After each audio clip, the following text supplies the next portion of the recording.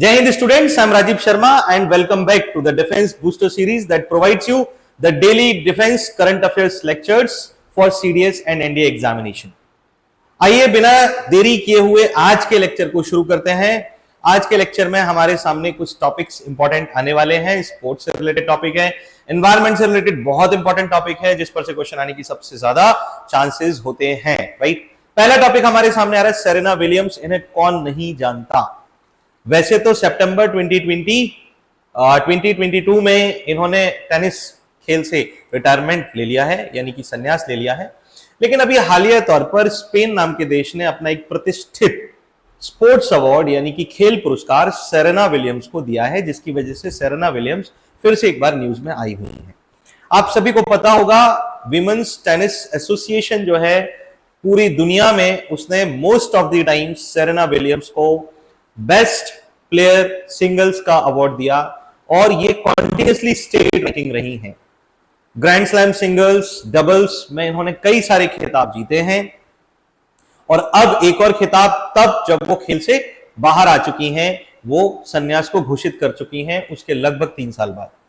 ये अवार्ड कौन सा है? ये अवार्ड है प्रिंसेस ऑफ ऑस्ट्रियस अवार्ड 2025, जो कि स्पेन ने सेरेना विलियम्स को दिया है। क्यों दिया है? ये अवार्ड सेरेना विलियम्स को उनके टेनिस खेल में योगदान यानी कि उनके कंट्रीब्यूशन के लिए दिया हुआ है, उनके एक इनक्रेडिबल स्पोर्ट्स करियर को देखते हुए दिया गया है और ग्लोबल स्पोर्ट्स कल्चर में उनका जो कंट्रीब्यूशन है, उनकी जो लीडरशिप क्वालिटीज हैं, एंड डेफिनेटली उन्होंने लाइफ टाइम सबसे ज्यादा जो जेंडर इक्वेलिटी ये काम किया है, जेंडर इक्वेलिटी की जो एडवोकेसी की है, उसे ध्यान में रखते हुए उनका चयन किया गया और सेरेना विलियम्स को यह अवार्ड दिया गया। तो ये ध्यान रखिएगा कौन सा अवार्ड दिया गया है। That is prestigious award of Spain of Asturias award. ये स्पोर्ट्स यानी खेल के दिया गया है। किसने दिया? तो ये दिया गया है स्पेन नाम के इस देश में जो यहाँ के राजा हैं वो फिलिप 6, इनके साथ इनकी रानी क्वीन लेटिजिया एंड प्रिंसेस यानी राजकुमारी लियोनोर ने संयुक्त रूप से इनको ये खिताब या ये अवार्ड दिया है। दिया गया है सेरेना विलियम्स को दिया गया है। ये एक इंपॉर्टेंट सा फैक्ट है जो आपको याद रखना चाहिए, राइट। देन नेक्स्ट टॉपिक पर जाते हैं। That topic comes from the demography. ये ज्योग्राफी के सेक्शन टॉपिक आपके लिए हो सकता है। मानता हूं कि this topic is important. Demographic जो फिगर्स हैं, फैक्ट्स हैं, वो अक्सर आपके एग्जाम में आते ही हैं, अलग से आपके सिलेबस में रखे गए हैं। चाहे वो सीडीएस एनडीए की बात करें, मिनिमम एक क्वेश्चन हर साल आता है। आप कभी भी कोई भी पेपर उठाकर देख लीजिए, आप क्वेश्चन भी ये क्वेश्चन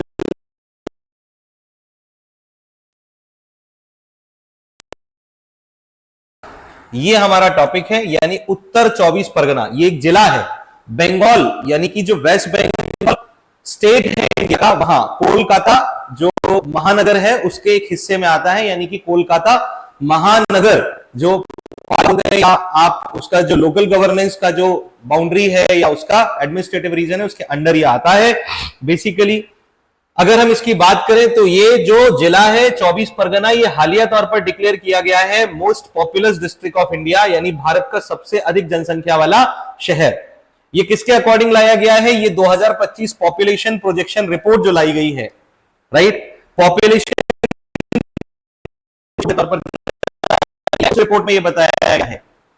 इसके पहले थाने जिला था भैया, थाने जिला जो था उसके बारे में क्या पता चला है? थाने जिला जो था ये अभी तक सबसे ज्यादा जनसंख्या वाला जिला हुआ करता था, जिसमें तकरीबन 1 करोड़ 10 लाख के आसपास या 1.10 करोड़ के आसपास जनसंख्या थी।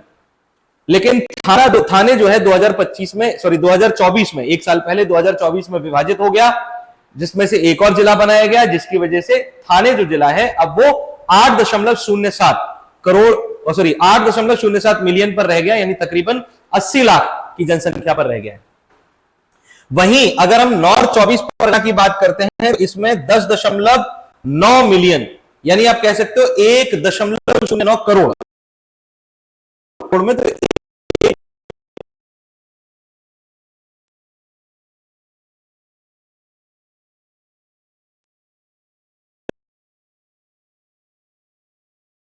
अब नॉर्थ 24 परगना में पाई जा रही है।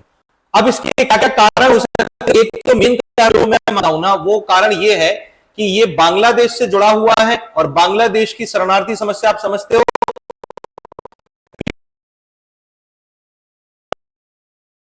ज्यादा माइग्रेट हो रहे हैं और से ग्रसित है, खासतौर से बांग्लादेश सीमा जोड़ने वाले जिले, तो एक तो रिफ्यूजी, प्रॉक्सिमिटी ऑफ कोलकाता, ये कोलकाता के जो डेंस जोन्स हैं उनसे रिलेटेड है, उनसे जुड़ा हुआ है, तो रहने की एक अच्छी आवासीय व्यवस्था भी यहां है, जीवन के लिए अच्छी संभावना इस जिले में लोगों ने तलाशी है, अफोर्डेबल हाउसेज हैं, मतलब एक अफोर्ड कर सकने लायक, आप बोल सकते हो कि जो आपकी जेब को ज्यादा खाली नहीं कर रहे हो, है ना, सस्ती दरों पर और अच्छे घर आपको उपलब्ध हो रहे हैं। फिर अवेलेबिलिटी ऑफ एम्प्लॉयमेंट अच्छा खासा है, यहां पर आईटी सेक्टर बहुत डेवलप हुआ है, सर्विस सेक्टर बिजनेसेस बहुत आगे बढ़े हैं जिससे एम्प्लॉयमेंट डेवलप हुआ है। रिफ्यूजी सेटलमेंट आफ्टर पार्टीशन आप बहुत ज्यादा है यहाँ पर, है ना, तो जब विभाजन हुआ है बांग्लादेश का, तो बांग्लादेश के विभाजन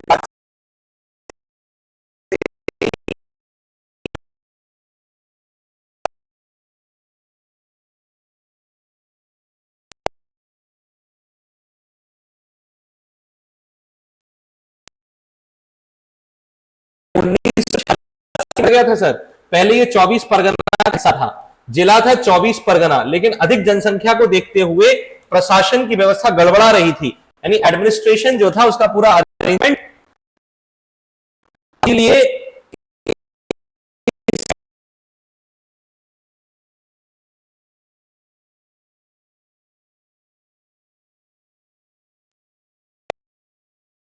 सबसे इंपॉर्टेंट टॉपिक आज के लेक्चर में जो आपके सामने आता है that is COP30 climate summit. भैया ये बहुत इंपॉर्टेंट टॉपिक है, इस पर जितना लगाना हो इंपॉर्टेंट का निशान लगा लो, लिख लो, इनको मत पढ़ना।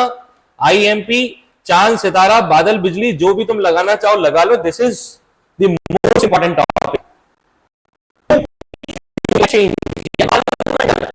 को करें।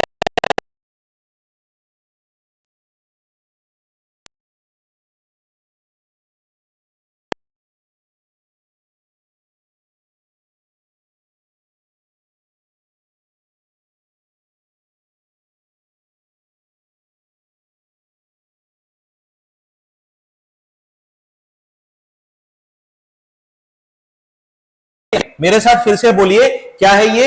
United Nations framework convention on climate change. ये एक प्रसंविदा है, एक कन्वेंशन है जो दुनिया के देशों मिलकर ये कब तय किया था? ये 1992 में तय किया था, 1992 में।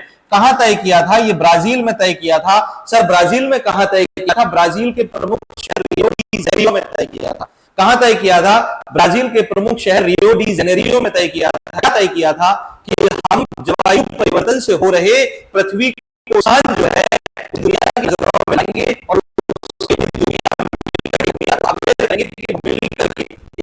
प्रयास करे, बड़ा प्रयास करे, जिससे पृथ्वी को जलवायु परिवर्तन यानी क्लाइमेट चेंज से होने वाले जो खतरे हैं उनसे बचाया जा सके, उसे हो रहे हैं, जो हो रही है, जो नुकसान हो रहे हैं, उससे उसको सेव किया जा सके।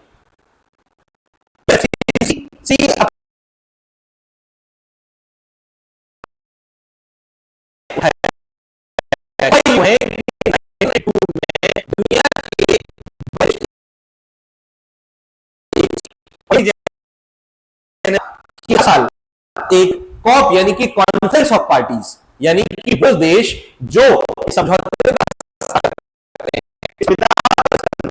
साइन करते हैं, हम अपनी प्रतिबद्धता मतलब अपना डेडिकेशन पूरी तरीके से प्रूव करते हैं कि हम we will do the works और efforts to save the earth from the effects of climate change. से दुनिया को बचाएंगे, हम ग्लोबल से दुनिया को बचाएंगे।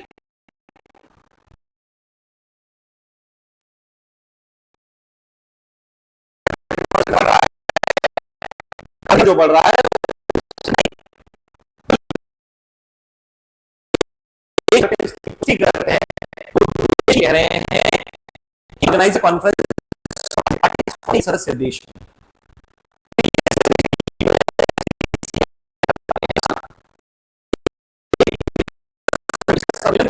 आयोजन करते हैं।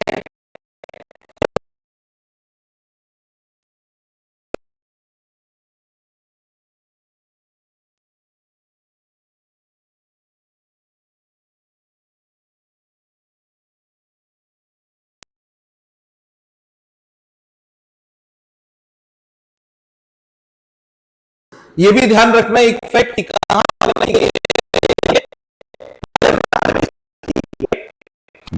ऑर्गेनाइज की गई है। सर से पहले COP29 हुआ था वो कहां ऑर्गेनाइज हुआ था? COP29 बाकू में ऑर्गेनाइज हुआ था। सर बाकू कहां आता है? Sir Baku Azerbaijan.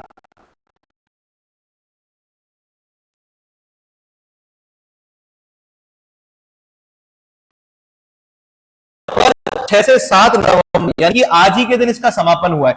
लेकिन क्या समापन हुआ है सर? समापन यह हुआ है सर कि 6 से 7 नवंबर यानी 2 दिन सभी देशों के राष्ट्राध्यक्ष यानी कि हर एक देश के जो हेड हैं, जो प्रमुख हैं, जैसे प्रधानमंत्री या राष्ट्रपति आदि ने मिलकर के इस पर चर्चा की है। और अब 10 नवंबर से 21 नवंबर तक जो भी प्रयास हस्ताक्षरित किए गए या जिन पर सहमति लाई गई है कि क्या क्या करना है हमें, अब इस साल के हमारे टारगेट्स क्या हैं, उन टारगेट्स पर उनके इंप्लीमेंटेशन पर काम किया जाए।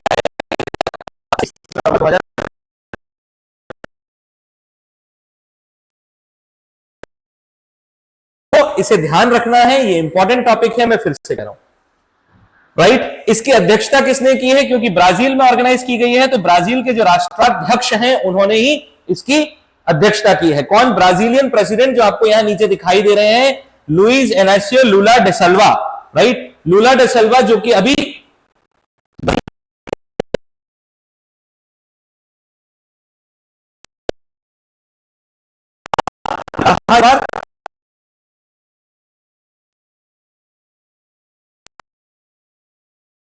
चीजों पर बातें हुई हैं। सबसे पहले हुई है $300 बिलियन कंट्रीब्यूशन यानी कि इसके भागीदारी की $300 बिलियन कंट्रीब्यूशन एनुअली। असल में पिछली बार COP29 जो बाकू में ऑर्गेनाइज की गई थी अजरबैजान में, उसमें यह तय किया गया था मेरे भाई कि जो डेवलप्ड कंट्रीज हैं इस दुनिया में, डेवलप्ड मतलब वो देश जो विकसित राष्ट्र हैं, ऐसे देश विकसित राष्ट्र माने जाते हैं जिनके यहां जीवन जीने की सुगमता उपलब्ध है, जो अपने सभी नागरिकों को मूलभूत आवश्यकता पूरी तरह से पूरी करते हैं, रोजगार उनके यहां काफी अच्छा है, जीडीपी जो है उनकी देश की आवश्यकता से अधिक है। तो इस नाते से वो डेवलप्ड कुछ पैरामीटर्स पर इकोनॉमिकली माने,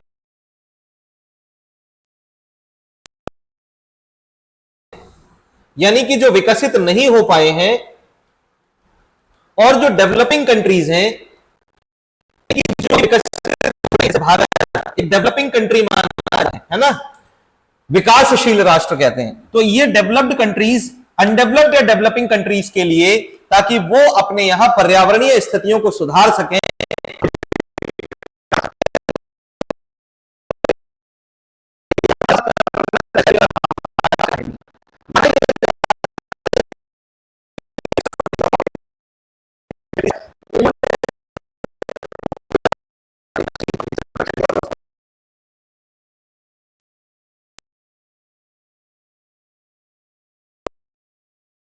डेवलप्ड तो हो गए लेकिन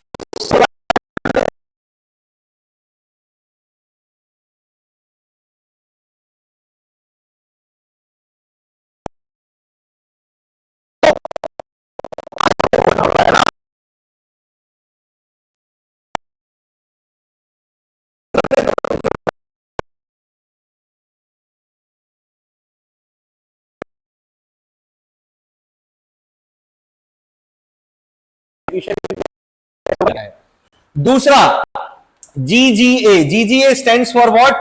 ग्लोबल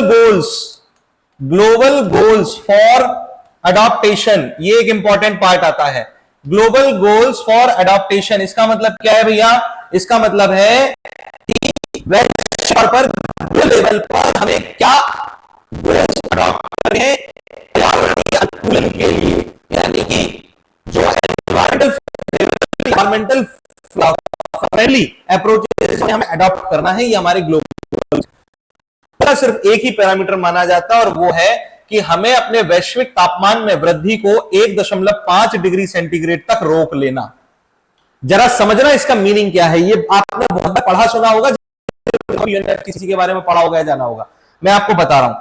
देखो 1850 यानी 1850 से लेकर 1900 ईस्वी के बीच में, ये जो ईयर्स आपको दिखाई देते हैं 5 ईयर्स या 50 ईयर्स या 5 डिकेड्स, 5 दशक, ये ऐसे साल थे जिसमें दुनिया में बहुत तेजी से उद्योग बढ़े, यानी इंडस्ट्रीज बढ़े, यानी कि बहुत तेजी से दुनिया में औद्योगिक विकास हुआ, इंडस्ट्रियल डेवलपमेंट हुआ। इसे इंडस्ट्रियल रिवॉल्यूशन का फेज माना जाता है 50 साल, क्योंकि इंडस्ट्री में एनर्जी की जरूरत थी, ऊर्जा की, तो उन्होंने कोयला जलाया है, CO2 गैस निकली। CO2 गैस की वजह से जो हमारा एनवायरनमेंट था, जो हमारा एटमॉस्फेयर था, उसमें बहुत तेजी से ग्रीन हाउस इफेक्ट बढ़ा, जिसकी वजह से ग्लोबल वार्मिंग बढ़ने लग गई। यानी पृथ्वी का औसत वार्षिक तापमान जो होता है, टेम्परेचर जो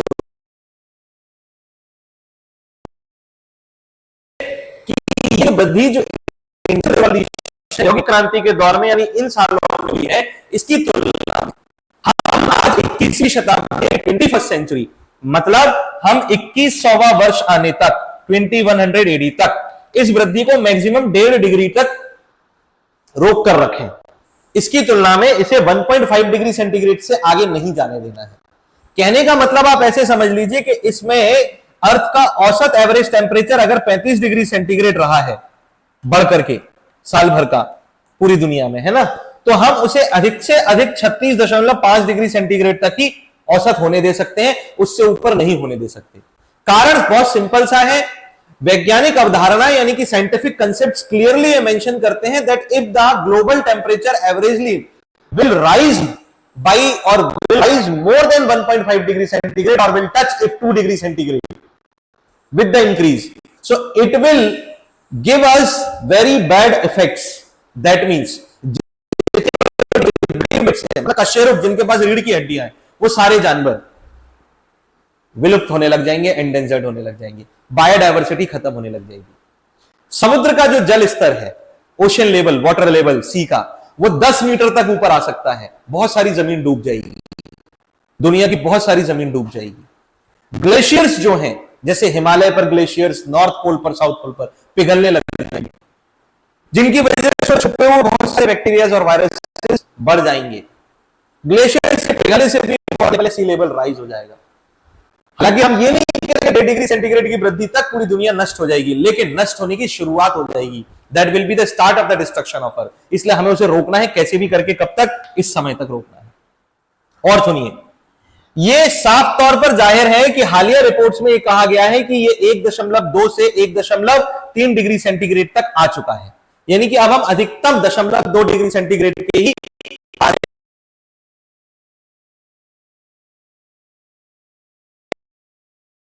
घंटी है, बज रही है, हमें उस पर काम करना चाहिए। और एक और मोस्ट इंपॉर्टेंट पार्ट इसमें और आया है, और वो है एक नई फैसिलिटी शुरू की गई है, that is named tropical forest for facility. इसको भी ब्राजील का इनिशिएटिव है, इसका इनिशिएटिव है ब्राजील इनिशिएटिव। ब्राजील ही इस बार ऑर्गेनाइज की गई अथॉरिटी, और उसी के इनिशिएटिव पर एक नया अब बोल सकते हो संकल्प ले लें, वो अडॉप्ट किया गया है, and that is tropical forest forever facility. इसमें क्या कह रहा है ब्राजील ने? ये कहा है कि दुनिया भर के सभी देश जो इसमें सदस्य हैं मिलकर के 125 बिलियन डॉलर, कितना बोल रहा हूं मैं, 125 billion dollar annually fund collect करेंगे सर। उससे क्या होगा सर? एनुअली फंड कलेक्ट करेंगे सर 125 बिलियन डॉलर्स का, इसका यूज किया जाएगा सर फॉरेस्ट कंजर्वेशन के लिए। मतलब दुनिया भर में जो फॉरेस्ट हैं, स्पेशली रेन फॉरेस्ट, वर्षावन, जो सबसे ज्यादा घने वन होते हैं, जैसे कि ब्राजील के अमेजन फॉरेस्ट, कॉन्गो या जायरो में अफ्रीका के फॉरेस्ट, हमारे यहां डाउन साउथ जाने वाले जो आपको सदाबहार वन एवरग्रीन फॉरेस्ट मिलता है केरला और तमिलनाडु में, नीलगिरी से लेकर के अगस्त्यमलाई तक, वो सारे वनों को हमें क्या करना है? उसे बचाने के लिए जो फंड है वो कलेक्ट करना है, और ये सालाना 125 बिलियन डॉलर होना चाहिए सर। इतना फंड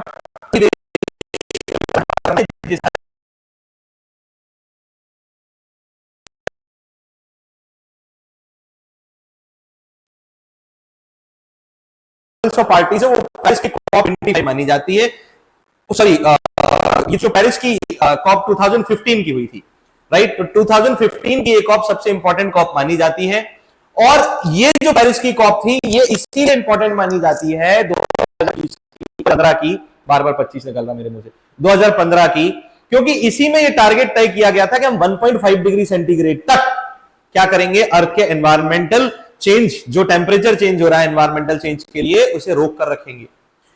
और अब उसको दोहराया जा रहा है वेरी स्ट्रिक्टली। तो आप देख सकते हो कि 2015 के बाद आज ये 2025 की जो कॉप है ये अब दूसरी सबसे इंपॉर्टेंट कॉप मानी जा रही है यूएनएफसीसी के द्वारा अभी तक ऑर्गेनाइज की गई कॉप्स में। तो इस बात को आप ध्यान रखिएगा। तो अब आपके पास दो कॉप्स आ गई, एक जो कॉप है 2000 ऑर्गेनाइज हुई कॉप 20, और अब 2025 में 10 साल बाद ऑर्गेनाइज हुई है, ये बेलम में ऑर्गेनाइज हुई है, ये जो जिसे हमने नाम दिया है कॉप 30। तो ये